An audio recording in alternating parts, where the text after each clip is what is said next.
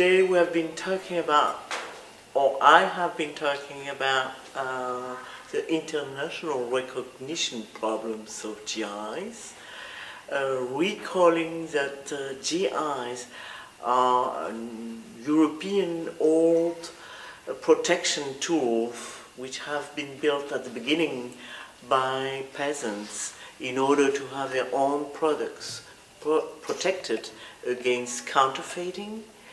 The recognition at the national level has been given to this property right, and then it has been given also at the international level, starting by the WIPO, and then also in 1995 at the WTO level.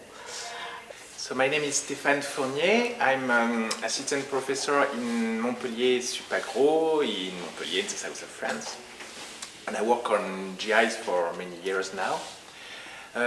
According to me, by bringing a juridical protection to geographical names, which could be a very good marketing tools for producers, by reinforcing the coordination among producers at local level, and also by allowing product differentiation, which is very useful in our current globalization context.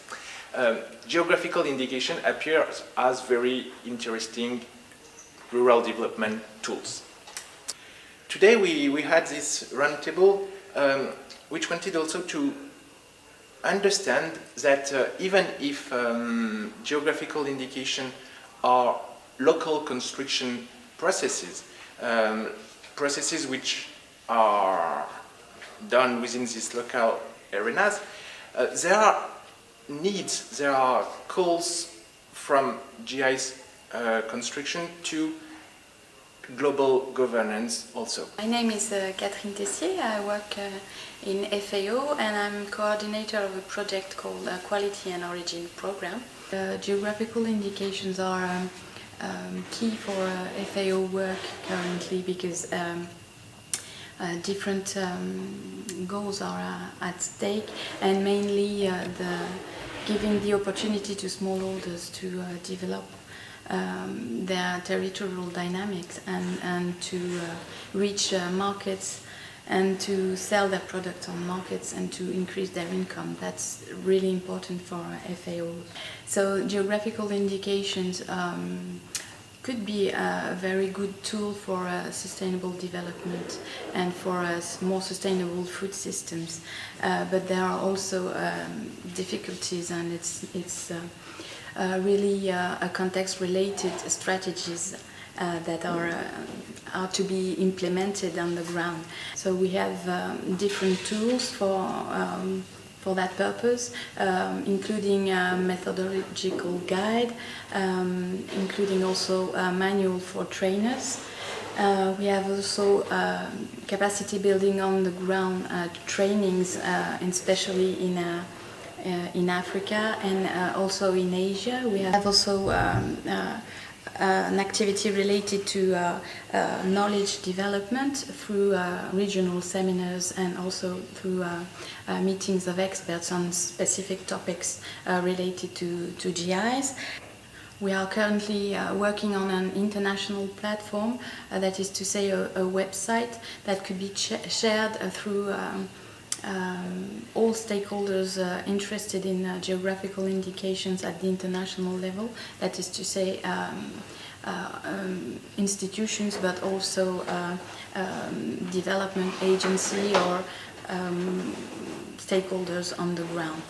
It's still very hard to implement this right, and there is a big struggle at the international level to recognize it, which can be explained by a difference between legal system, mostly between the EU and the US, between certification marks, trademarks, and GIs, but also because there is a difference in the doctrines between the ones who believe in market and the other in government intervention.